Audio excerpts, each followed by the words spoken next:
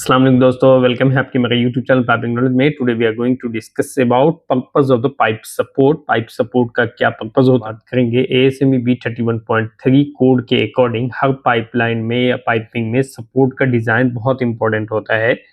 अगर हम proper support नहीं लगाते हैं या प्रॉपर सपोर्ट अगर इंस्टॉल नहीं करते हैं तो लीकेज और वाइब्रेशन और इक्विपमेंट के नोजल डैमेज होने का चांसेस बढ़ जाता है। तो बेसिकली अगर मैं बात करूं कि pipe support, purpose of pipe support क्या है in the oil and gas में, नॉर्मली जब आप इंटरव्यू देने जाएंगे ऑयल एंड गैस में सुपरवाइजर के लिए, इंजीनियर के लिए, तो आपको पाइप सपोर्ट का पर्पस जरूर पूछता है। बहुत इंपॉर्टेंट क्वेश्चन है ये, आपको एज ए इंजीनियर आपको पता होना चाहिए कि हमारा पर्पस क्या है पाइप सपोर्ट का। तो सबसे पहले मैं आपको 6-7 रीजन बताता हूं, जिसमें से आप 5 भी अगर इंटरव्यू में बताते हैं तो बहुत सक्सेस होगा आपके लिए, बहुत अच्छा होगा। पहला पॉइंट है इसमें, support are required to because of the reason keep stress within the acceptable limit।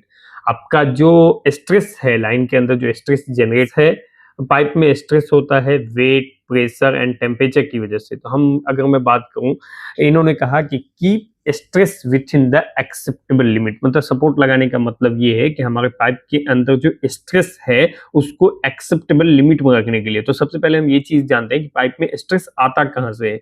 तो पाइप में स्ट्रेस होता है पाइप के वेट की वजह से। पाइप के अंदर जो इंटरनल प्रेशर है, जो लिक्विड फ्लो हो रहा है, तो उसकी वजह से जो प्रेशर जनरेट होता है, प्रेशर की वजह से लाइन में स्ट्रेस जनरेट होता है।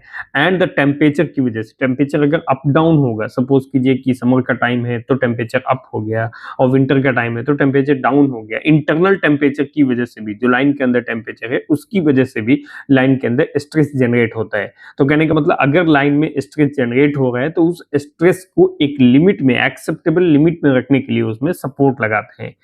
सपोर्ट की को स्ट्रेस लिमिट में, सपोर्ट जो है वो लाइन के स्ट्रेस को लिमिट में रखता है ताकि पाइप फेल ना हो। मतलब सपोज कीजिए कि आप लाइन के अंदर सपोर्ट नहीं देंगे और लॉन्ग लाइन रहेगी तो वो सैगिंग होगा, सैगिंग होने के बाद वहां से वो लीकेज हो जाएगा और डैमेज हो जाएगा वहां से। तो सपोर्ट क्या करता है, स्ट्रेस को लिमिट में रखता है। सेकेंड पॉइंट है इसका, prevent leakage due to the vibration और सेटलमेंट। जब लाइन जो है हमारा वाइब्रेट करता है या सेटलमेंट करता है तो उससे प्रिवेंट लीकेज करता है। मैं आपको अगर अच्छे से बताऊं कि अगर पाइप वाइब्रेट करेगा, सपोज कीजिए हमारा पाइप है, अगर वो वाइब्रेट करेगा या नीचे सेटल डाउन होगा, अगर आप सपोर्ट नहीं देंगे तो लाइन क्या होगा, वाइब्रेट होगा, फिर वो नीचे सेटल डाउन होता है, हो जाए तो ज्वाइंट से लीकेज होने का चांसेस बढ़ जाता है। सपोर्ट इसको प्रिवेंट करता है। सपोज कीजिए कि हमने ज्वाइंट दे रखा है, यहाँ पे हमारा ज्वाइंट है, यहाँ ज्वाइंट है, अगर हमने यहाँ पे सपोर्ट नहीं दिया तो ये क्या होगा, सपोर्ट की वजह से नीचे की तरफ जाएगा, और जब नीचे जाएगा तो ये ज्वाइंट जो है वो लीकेज होने का चांसेस, डैमेज होने का चांसेस बढ़ जाता है। तो बेसिकली हमारा क्या करता है, सपोर्ट लीकेज को प्रिवेंशन करता है। ये आपको एक्सप्लेन करके बताएंगे ना तो आपको रियली इंटरव्यू जो है वो अच्छा जज करेगा कि हाँ रियली बंदे के पास नॉलेज है।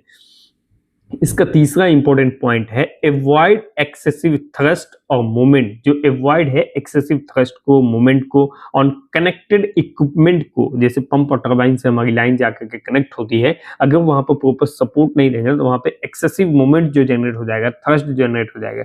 इक्विपमेंट प्रोटेक्शन हम इसको कह सकते हैं। इक्विपमेंट प्रोटेक्शन क्या होता है कि पंप और टरबाइन कंप्रेसर जैसा इक्विपमेंट है, सो पाइप से डायरेक्टली कनेक्टेड होता है। कहीं पे भी आप देखे होंगे, टैंक का नोजल हो या पंप का नोजल हो या टरबाइंस के नोजल हो, वो डायरेक्टली पाइप से कनेक्टेड रहता है। अगर सपोर्ट ना हो, जैसे पंप के जो फर्स्ट वाला लाइन कनेक्टेड होगा उसमें एडजस्टेबल सपोर्ट हम लोग लगाते हैं। एडजस्टेबल सपोर्ट, अगर कोई भी जो स्प्रिंग सपोर्ट, टैंक से जो पहला सपोर्ट आएगा, जो टैंक के नोजल से जो कनेक्टेड लाइन है उसके अंदर जो फर्स्ट वाला जो सपोर्ट आता है वो होता है स्प्रिंग सपोर्ट, उसको हम लोग एडजस्ट कर सकते हैं। ओके, तो कोई भी जो लाइन है हमारा, जो पाइप का लाइन है, वो डायरेक्ट इक्विपमेंट से कनेक्शन रहता है, जैसे पंप से, टरबाइन से, कहने का मतलब हमारा टैंक के नोजल से।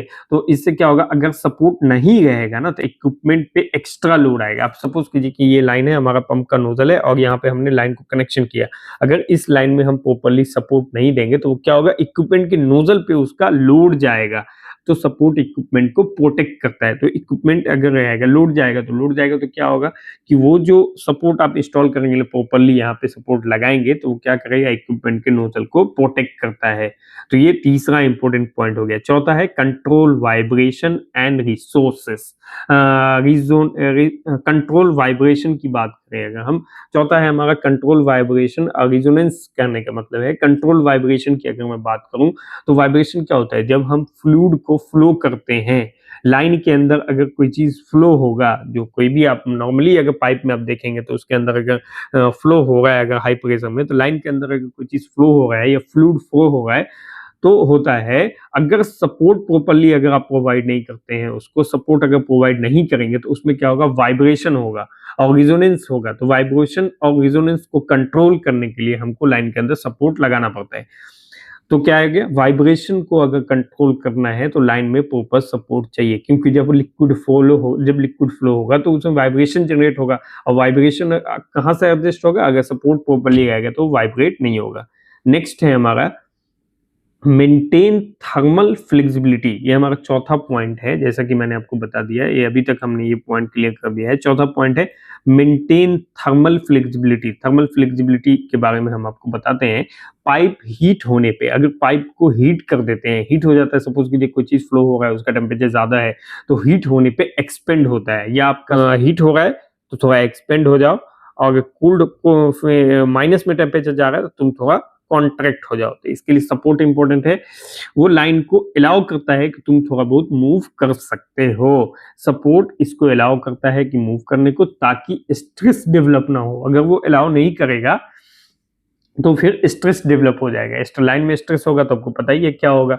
तो इसी तरह हमारा लाइन में स्ट्रेस डेवलप नहीं करना है।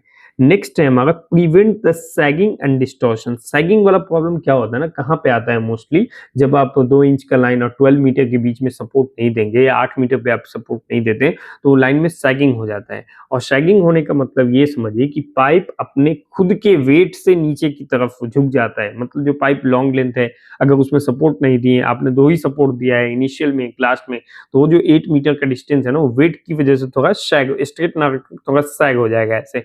तो सैगिंग की वजह से पाइप अपने खुद के वेट से नीचे की तरफ झुक जाता है, और इसको सैगिंग बोलते हैं हम लोग। सपोर्ट पाइप को स्ट्रेट रखता है। अगर हम सपोर्ट अगर मेंटेन डिस्टेंस पे देंगे तो क्या करेगा, वो स्ट्रेट रखेगा, अदरवाइज क्या होगा, वो नीचे की तरफ झुक जाएगा खुद के वेट की वजह से। सपोर्ट को स्ट्रेट रखता है और डिस्टॉर्शन अवॉइड करता है। अगर सपोर्ट हम प्रोवाइड करेंगे तो इस टाइप का जो सैगिंग और डिस्टॉर्शन होता है तो उसको वो अवॉइड करता है। अगर सपोर्ट लगाए तो वो सैगिंग नहीं होगा। नेक्स्ट और इंपॉर्टेंट पॉइंट है कि control heat transfer to support structure. अभी मैं बात करूं, हीट ट्रांसफर कंट्रोल भी करता है। कुछ पाइप हाई टेम्परेचर के होते हैं, जैसे बहुत सारा पाइप है जिसमें हाई टेम्परेचर रहता है। अगर सपोर्ट इंसुलेटेड ना होगा, सपोर्ट जो है वो इंसुलेटेड सपोर्ट नहीं होगा, तो स्ट्रक्चर में ट्रांसफर हो सकता है। तो लाइन का जो हीट होगा वो, आपको पता है कि हीट ट्रांसफर कैसे होता है, कि कहीं पे हाई टेम्परेचर है, उसको अगर आप कनेक्ट कर देंगे तो ये हाई टेम्परेचर इसमें भी ट्रांसफर हो जाता है। तो कहने का मतलब ये है कि अगर सपोर्ट, इंसुलेटेड सपोर्ट हम वहां पे प्रोवाइड करते हैं, control heat transfer to support structure, वहां पे इंसुलेटेड सपोर्ट प्रोवाइड करेंगे तो ये जो हीट है वो सपोर्ट तक ही रहेगा, वो हमारे नीचे वाले में सपोर्ट में नहीं आएगा। तो ये बिहेव में अगर मैं आपको बात करूं कि पाइप सपोर्ट का मेन पर्पस क्या होता है, पाइप सपोर्ट पाइपलाइन को या पाइपिंग को सेफ, स्टेबल एंड फ्लेक्सिबल रखता है। सेफ भी रखेगा, स्टेबल रहेगा लॉन्ग टाइम तक। अब फ्लेक्सिबल है कि आप थोड़ा स्ट्रेस है तो थोड़ा एक्सपेंड हो जाइए, थोड़ा विंटर का टाइम है तो थोड़ा कॉन्ट्रैक्ट हो जाइए, ये अलाउ करता है। वो आप वहाँ पे जो लाइन लिमिट लगा होता है ना, उसको जो हम लोग लाइन लिमिट कहने का मतलब हम लोग उसको नीचे साइड में लगाते हैं, एंकर सपोर्ट बोलते हैं उसको। एंकर सपोर्ट थोड़ा फ्लेक्सिबल देता है, गाइड सपोर्ट है थोड़ा फ्लेक्सिबल देता है आपको थोड़ा मूव करने से। हम लीकेज से बच सकते हैं, वाइब्रेशन से, इक्विपमेंट फेलियर और डिस्टॉर्शन होने से बचा जा सकता है। सपोर्ट हमको एक बहुत छोटा सा चीज लगता है जिसको कोई मायने नहीं रखता सपोर्ट का, लेकिन बिना सपोर्ट के पाइपिंग सिस्टम कभी भी सेफ नहीं हो सका, और कभी भी वो चलेगा भी नहीं। थोड़े दिन के बाद वो उसका नोजल डैमेज हो जाएगा, ये होगा। ओके, तो finally this video for the specially for the support. मैं इस वीडियो में अप्रॉक्स मैं आपको एक पॉइंट बताया हूँ, ऐसा हमने अप्रॉक्स 20 पॉइंट सपोर्ट से रिलेटेड हमने बनाए हैं, और इसकी वीडियो मैं कल बनाने वाला हूँ। तो मैं आज जस्ट प्रिपेयर कर रहा था, तो मैं सोचा चलो आप लोगों के लिए एक जनरल वीडियो बना देता हूँ। एक्चुअली आजकल मैं बहुत बिजी हूँ, मेरी क्लास है वो क्लास में इनिशियली मैंने डिसाइड किया था कि 60 क्लासेस में कवर हो जाएगा, लेकिन हमने अभी तक 25 क्लास किया है। सिर्फ हमने इनिशियल कंपोनेंट के बारे में 10 क्लास स्टडी की, फिर उसके बाद हमने 15 क्लास जो है वो ड्राइंग से रिलेटेड हमने किया है। तो अभी हमारा ड्राइंग कंप्लीट हो गया, लेकिन सपोर्ट ड्राइंग और सपोर्ट से रिलेटेड इन्फॉर्मेशन बाकी है।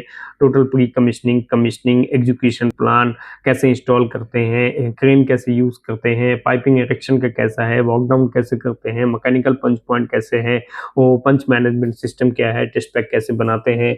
उसके बाद हम कमीशनिंग में, प्री कमीशनिंग में क्या क्या एक्टिविटी करते हैं, लाइन को हैंडओवर कैसे करते हैं, मैकेनिकल कंप्लीशन सर्टिफिकेट जो हम लोग बनाते हैं, मैकेनिकल डोजियर उसमें कौन कौन सा डॉक्यूमेंट लगाते हैं, एएफसी क्या होता है, उसके बाद आरएफसी रेडी फॉर कमीशनिंग क्या है, और आरएलएमयू, ये सब के बारे में हम डिटेल में डिस्कस कर रहे हैं हमारे मास्टर क्लास में। अगर आप भी इंटरेस्टेड है तो ज्वाइन कीजिए। ये मास्टर क्लास आपको रियली एनर्जी देगा और स्ट्रेंथ देगा आपको इंटरव्यू देने के लिए। और कभी भी आप ऑयल एंड गैस में एक्टिविटी करते हैं तो अगर आपकी स्किल अच्छी होती है तो सैलरी अच्छी लगती है, जॉब अच्छी मिलती है। ऑयल एंड गैस में जॉब की रिक्वायरमेंट हमेशा रहता है, लेकिन बशर्ते कि आप इंटरव्यू क्रैक करने आना चाहिए, आपको ऑयल एंड गैस की स्किल होनी चाहिए। इस टाइप का मैंने ऑलरेडी प्रिपेयर किया है, मैं इसको भी और प्रिपेयर कर रहा हूँ। फिलहाल मुझे लगा कि एक टॉपिक पे आपसे ज़रूर बात करना चाहिए, पर्पस ऑफ पाइप सपोर्ट के बारे में, क्योंकि सपोर्ट की वीडियो बहुत कम है ऑयल एंड गैस में, बहुत कम है। जैसे कॉमन सपोर्ट की मैं बात करूँ, स्टैंडर्ड सपोर्ट की, तो स्टैंडर्ड सपोर्ट में है जैसे हमारा शू सपोर्ट है, सैडल सपोर्ट है, शू सपोर्ट है, सैडल सपोर्ट है, क्लैंप सपोर्ट है, यू क्लैंप है, वेयर पैड है, टूनियन है, डमी है, स्प्रिंग सपोर्ट है, हैंगर सपोर्ट है। ये सब हम लोग कहने का मतलब कि सपोर्ट के अंदर में आता है। मैं उस पर डिस्कस बात करूंगा। सपोर्ट ड्राइंग से भी रिलेटेड मैंने बात अपने स्टूडेंट से, हमारा जो इंजीनियर्स है नए नए, मैंने उनसे प्रॉमिस किया है कि कम से कम 5-6 लेक्चर मैं सपोर्ट के बारे में दूंगा, क्योंकि सपोर्ट डिटेल जो है ना, स्ट्रक्चर सपोर्ट का ड्राइंग थोड़ा हार्ड होता है और नॉर्मली लोग उसको यूज नहीं करते तो समझ नहीं पाते। ओके, अगर आप भी इंटरेस्टेड है तो क्लास ज्वाइन कीजिए। Thank you for watching. Stay safe, stay healthy.